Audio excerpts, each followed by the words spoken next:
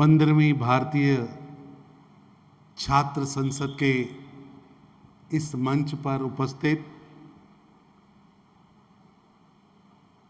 श्री राजीव कराड़ जी, vice chancellor साहब, देश के अलग अलग कोनों से आए हुए विद्यार्थी नेतागण और यहाँ उपस्थित देश के भाग्य विधाता,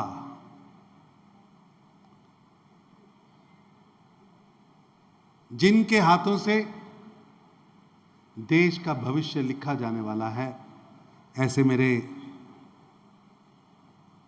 छात्र बंधु भगिनी, सर्वप्रथम मैं पुणे की इस पावन धरती को प्रणाम करता हूं, जिस धरती ने छत्रपति शिवाजी महाराज, महात्मा ज्योतिबा फूले, लोकमान्य बाल गंगाधर तिलक, वीर सावरकर जैसे कई क्रांतिकारियों को जन्म दिया।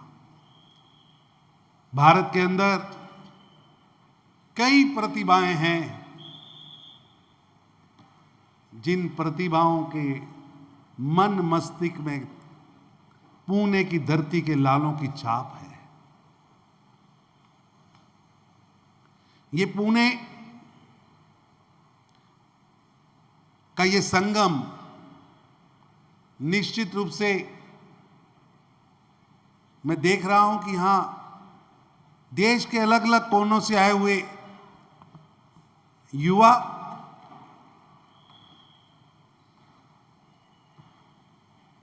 उनके मन की उड़ान, उनके मन की कल्पनाएं, देश को आगे बढ़ाने के बारे में उनके मन की सोच, मैं लगभग 2.5-3 घंटे से इस कैंपस के अंदर अलग अलग जगहों पर स्टूडेंट्स के साथ मेरी बातचीत हुई और मैं कराड़ जी को धन्यवाद भी देता हूं और शुभकामनाएं भी देता हूं। जो सपना, जो स्वप्न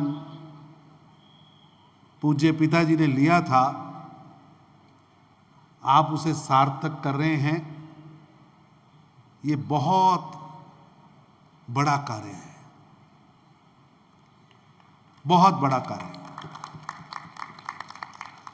देश के अंदर अलग अलग विचारधाराओं के लोगों को एक मंच पर लाना और एक एजेंडे पे लाना, नेशन फर्स्ट, और देश को आगे लेके जाना है, तो उसके लिए लोकतंत्र भारत की आत्मा है। लोकतंत्र भारत की आत्मा है, इसलिए हम सब लोकतंत्र के प्रहरी बनकर काम करें। उसके लिए आप जो प्रयास कर रहे हैं वो सराहनीय है। मैं यहां उपस्थित सभी विद्यार्थियों से निवेदन करना चाहता हूं,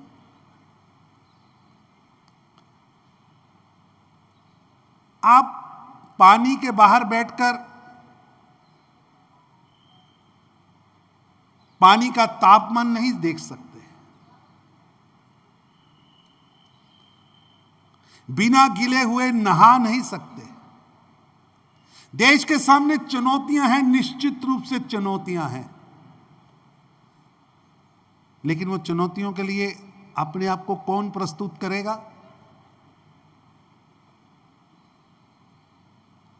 देश की चुनौतियों को अपने जीवन की चुनौतियां कौन मानेगा? ये मंच सचमुच में देश के नौजवानों के मन में ट्रिगर करने के लिए कि देश की चुनौती मेरी चुनौती है, ये मेरी मातृभूमि है, ये मेरी कर्म भूमि है, मेरी जन्म भूमि है, ये मेरे पूर्वजों की भूमि है, ये मेरी पुण्य भूमि है। इस भूमि का हर चैलेंज मेरा चैलेंज है। इसकी तरक्की, इसकी उन्नति, इसका यशोगान, इसकी चमक व धमक मेरे जीवन का लक्ष्य है, लक्ष्य है। निश्चित रूप से आज भारत बहुत तेजी से तरक्की कर रहा। आज पूरा विश्व भारत की गौरव गाथा गा रहा। कोई क्षेत्र हो, आप किसी और भी निकल जाएं तो आपके ध्यान में आएगा कि भारत पूरी धमक के साथ विश्व मंच पर खड़ा है। इंफ्रास्ट्रक्चर की बात हो, ग्रोथ की बात हो, आज दुनिया के अंदर सबसे तेजी से काम करने वाली अर्थव्यवस्था भारत है। आज दुनिया की सबसे बड़ी अर्थव्यवस्था में चौथे नंबर पर मेरा भारत है। कभी हम 15वें, 12वें, 14वें नंबर पर लड़खड़ाते थे। भारत की ब्रांडिंग एक गरीब राष्ट्र के रूप में, पिछड़ा हुआ राष्ट्र, मांगने वाला देश, इसका नेता आया तो आज कुछ मांगने के लिए आया। पिछले 12 वर्षों में वो चित्र बदल चुका है। आज भारत दुनिया के देशों को देने वाला देश बनकर खड़ा हुआ है। आज दुनिया के अंदर पर्यावरण का नेता कोई है तो भारत है। आज दुनिया के अंदर डेमोक्रेसी, जहां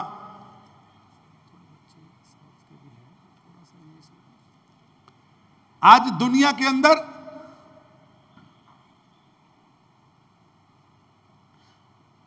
अगर पर्यावरण की बात होती है तो उसकी नीतियों पर अगर सबसे बड़ी किसी की छाप है तो भारत की है। जब दुनिया पुशान युग में जी रही थी तब भी भारत के अंदर लोकतंत्र था। राजा को परामर्श देने के लिए सम्मति थी।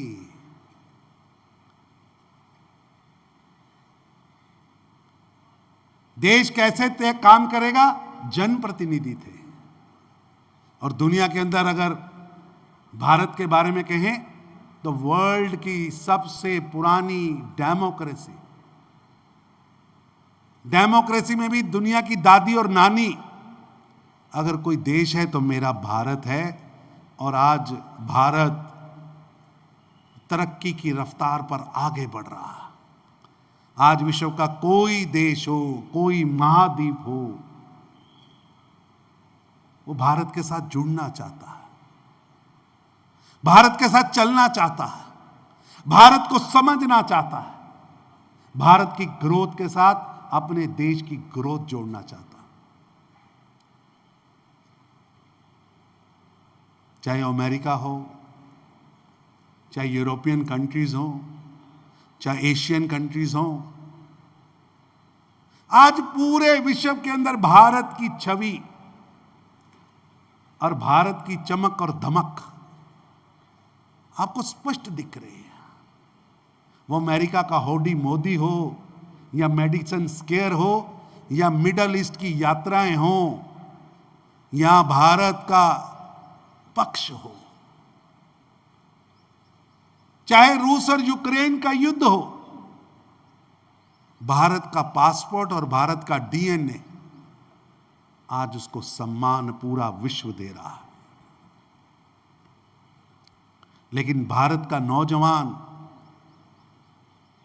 कैसे सोचे, कैसे आगे बढ़े, इसलिए आज कराड़ साहब ने भारतीय छात्र संसद बुलाई है। विद्यार्थी कल का नागरिक नहीं है, विद्यार्थी आज का नागरिक है।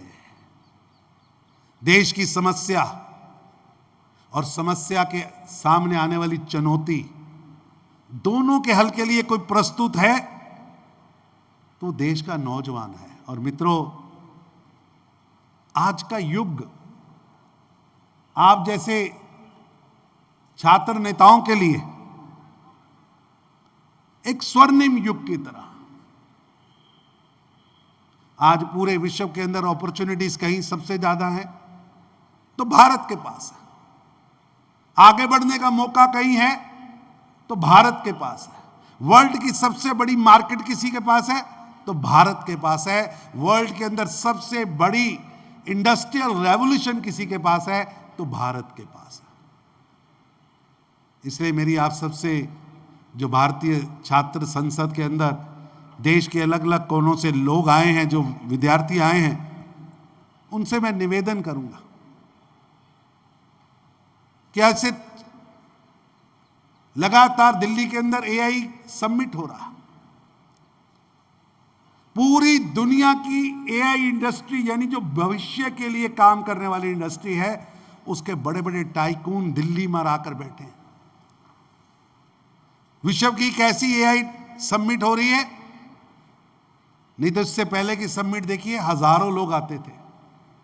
एक दिन में 2.5 लाख जैन जी का वहां आना, और उस एआई समिट के माध्यम से भविष्य का भारत, भविष्य की दुनिया, और उस भविष्य की दुनिया में मैं, मेरा देश कहां होगा, कैसे होगा, उस पर रिसर्च। मैंने आज सुबह दोपहर में जो स्टॉल्स देखे, सचमुच कराड़ साहब, मैं आपको बधाई देता हूं। यहां के विद्यार्थियों के ने जो कल्पनाएं अपने स्टॉल्स में लाई है, जो विजन वहां दिख रहा है, जो भारत की मिट्टी की खुशबू वहां से दिख रही है, वो सराहनीय है, सराहनीय है। और केवल आर्ट्स के स्टूडेंट नहीं, अगर साइंस के हैं तो भी, अगर इंजीनियरिंग के हैं तो भी, उनका काम का स्टाइल, उनका काम करने की सोच, और निश्चित रूप से मैं स्वामी विवेकानंद जी की उन बातों को याद कर रहा हूं। उन्होंने कहा था 21वीं सदी भारत की सदी होगी। एपीजे अब्दुल कलाम साहब ने कहा था 21वीं सदी भारत की सदी होगी। आज दुनिया के सबसे ज्यादा स्टार्टअप भारत में हैं, यूनिकॉर्न भारत में हैं। आज अगर गूगल करेंगे world destination for industry Bharat है। इसलिए भारत के इन युवाओं से मैं निवेदन करता हूं कि यह समय रुकने का नहीं है, यह समय आगे बढ़ने का है। और जब भी चुनौती आई है, भारत के नौजवानों ने उन चुनौती को स्वीकार भी किया है और उस चुनौती के ऊपर अपनी मेहनत की प्रकाष्ठा से आगे बढ़कर देश को आगे लेके गए। जब जब भी कोई चुनौती आई है, तो जिसे आज की भाषा में जेन-ज़ी कहा जाता है, मेरे को याद है कि दुनिया से एक बहुत बड़ी ताकत सिकंदर के रूप में यूनान से चली थी, वो एक तूफान लेके आया था, पूरी दुनिया को रौंदता हुआ। वो तूफान जब भारत में पहुंचा था तो यहां भी कई राजाओं ने अपने मुकुट उसके चरणों में रख दिए थे। तब भारत की जेन-जी खड़ी हुई चंद्रगुप्त मौर्य के रूप में, एक तक्षशिला के स्टूडेंट के रूप में, और तक्षशिला के वो स्टूडेंट्स यूनियन के लोगों ने निकलकर दुनिया की उस महाशक्ति को भारत से भगा दिया। वो सिकंदर जो दुनिया विजय करने का स्वप्न लेकर आया था, भारत की जेन-जी ने उस समय के चैलेंज को एक्सेप्ट करते हुए उस सिकंदर को भारत से हराकर वहां भेजा। भारत की जेन-जी की ताकत, अगर पिछले 2000 साल में देखेंगे, जब भी चुनौती आई है, जब भारत की सीमाओं पर हमले हो रहे थे, जब देश के अंदर सांस्कृतिक रूप से भारत को खतरा था, तो सम्राट विक्रमादित्य के रूप में एक उदय हुआ और उसने भारत को समेटा। लगातार आप देखिए, जब चाइना के हून साम्राज्य ने भारत पर कब्जा किया, तो भारत की जेन-जी यशोधर्मन के रूप में खड़ी हुई और हूनों का साम्राज्य समाप्त कर दिया। आपको उनके चिन्ह भी नहीं दिखेंगे। इसलिए भारत की जन जी, जब भी भारत के ऊपर कोई चैलेंजेस आए हैं, चुनौतियां आई हैं, तो भारत की जन जी सामने खड़ी हुई। मैं देख रहा था, एक जगह पर स्टॉल लगा था, सिल्क रूट से हमलों को दिखाया जा रहा था। निश्चित रूप से वो हमले इस धरती ने झेले। उन हमलों में हमलावर आते थे, हजारों लाखों भारत की बेटियों को गुलाम बनाकर ले जाते थे, और विश्व के बाजारों में 1 आना 2 आना में भारत की बेटी बिकती थी। तब भारत का बेटा बप्पा रावल के रूप में खड़ा होता है और भारत की सीमाओं को सील करता है। यह भारत की जंजी है, जिसने जब भी भारत के सामने चुनौती आई है, उस चुनौती को स्वीकार करके नए भारत का निर्माण किया। और अलग अलग चुनौतियां आई। ये छत्रपति शिवाजी महाराज की धरती, संभाजी महाराज की धरती, जब भारत पर मुगल आक्रांता राज कर रहे थे, यहां की संस्कृति और सभ्यता को नष्ट करने का प्रयास हो रहा था, तो सिंह गर्जना मराठाओं ने की और पूरे भारत से मुगल सल्तनत को, आक्रमणकारी सल्तनत को, भारत की संस्कृति सभ्यता को नाश करने वाली सल्तनत को हिलाकर रख दिया था। जब देश के अंदर संस्कृति का हमले हो रहे थे, तब छत्रपति शिवाजी के रूप में उस समय की जेंजी ने हिंदवी स्वराज की रचना कर दी। जब पूरी दुनिया कह रही थी कि अंग्रेज का सूरज डूबता नहीं है, तब भारत के बेटों ने उसका मुकाबला किया।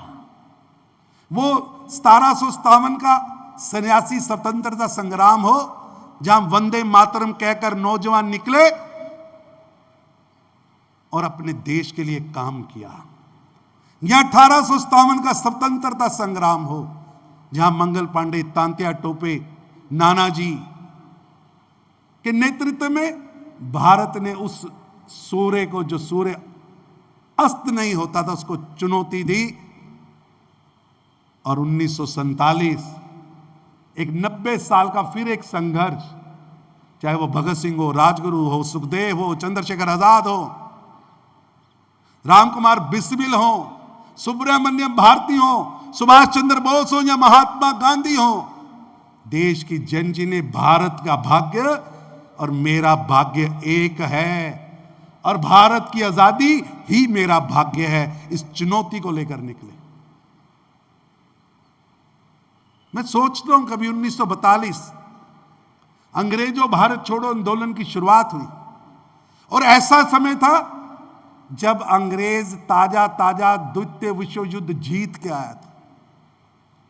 कोई दुनिया नहीं मानती थी कि यह विश्व विजेता अंग्रेज आया, और भारत के क्रांतिकारियों ने, स्वतंत्रता सेनानियों ने एक मुट्ठ होकर, एक शक्ति के साथ, अंग्रेजों भारत छोड़ो, इस आंदोलन की शुरुआत की।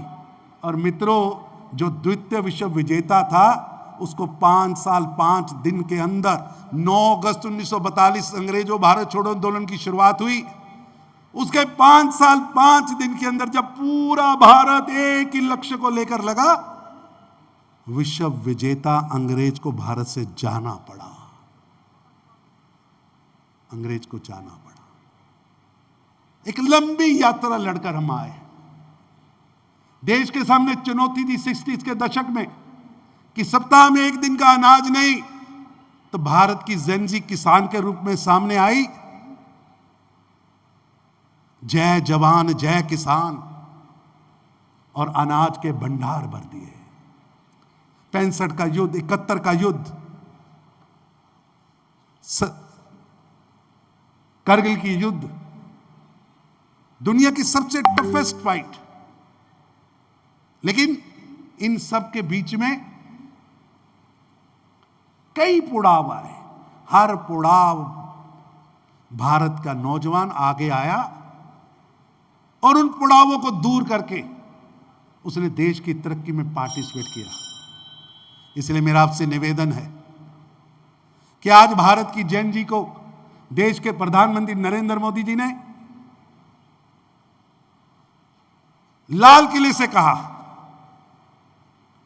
कि भारत की जेन जी 1 लाख नौजवान देश की चुनौतियों को सामने रखकर राजनीति में आए।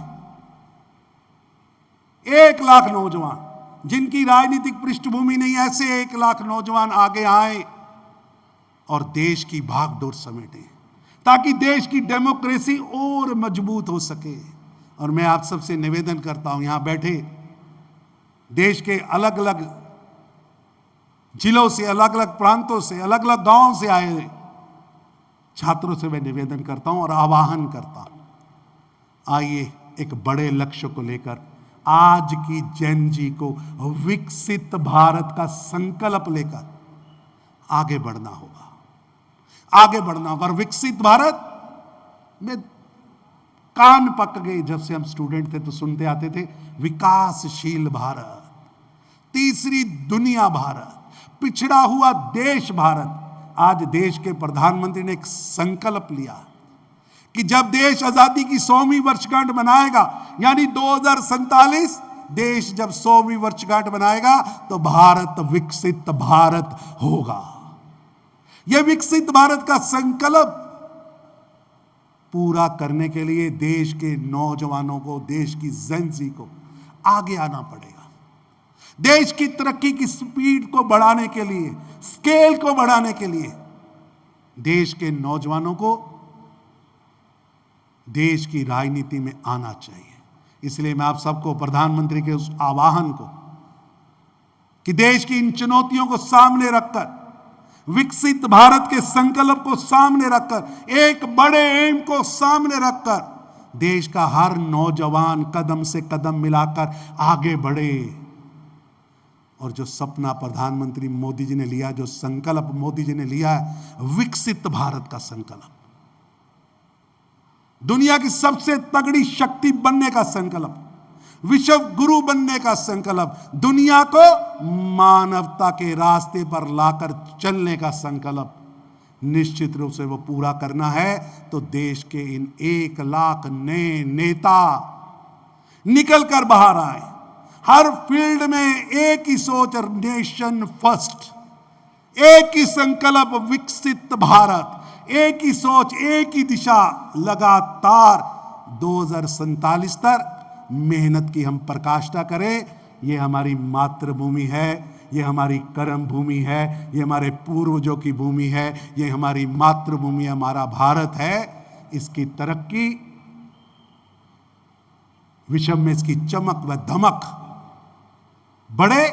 इसलिए आज के भगत सिंह, आज के राजगुरु, आज के चंद्रगुप्त, आज के नेताजी सुभाष चंद्र बोस बनकर हमें देश के उस फ्रंट पर लड़ना है जिस फ्रंट पर तेजी से भारत आगे बढ़ रहा है। दिशा निश्चित हो चुकी है कि 2047 भारत को विकसित भारत बनना है और उसका रास्ता स्पष्ट दिख रहा है। आज भारत दुनिया की सबसे तेजी से बढ़ने वाली अर्थव्यवस्था बना है। आज दुनिया के बड़े बड़े देश जहां 2% की विकास दर के लिए तरस रहे हैं और भारत लगातार यहाँ के नौजवानों के परिश्रम से, परिश्रम की प्रकाष्ठा से 7.8 की गति से आगे बढ़ रहा है। इसलिए मेरा आपसे विनम्र प्रार्थना, आइए पूरी ताकत से लगे, एक संकल्प से लगे, नेशन फर्स्ट की सोच से लगे और निश्चित रूप से लक्ष्य सामने है, विकसित भारत वो बन के रहेगा। और आप जो युवा यहां आए हैं, एक दो प्रश्न आपसे लेना चाह रहे हैं स्टूडेंट्स। तो आप युवा आए हैं, उन सब से मैं निवेदन करूंगा, छोटा लक्ष्य मत रखना, बड़ा सपना देखिए। ऐसा सपना देखिए जो आपको ना रात को सोने दे, ना दिन को सोने दे, वो सपना पूरा हो और विकसित भारत बने। इतना ही कहता हूं, बहुत बहुत धन्यवाद। कुछ बातचीत करना चाहते हैं? बहुत बहुत शुक्रिया सर आपका। छोटा सपना नहीं बड़ा सपना देखिए, बड़ा लक्ष्य देखिए। इन्हीं शब्दों के साथ जो आप लोगों के अंदर उन्होंने भगत सिंह देखा है, विवेकानंद जी देखे हैं और चंद्रशेखर आजाद भी, जोरदार तालियों से स्वागत करें एक बार फिर से।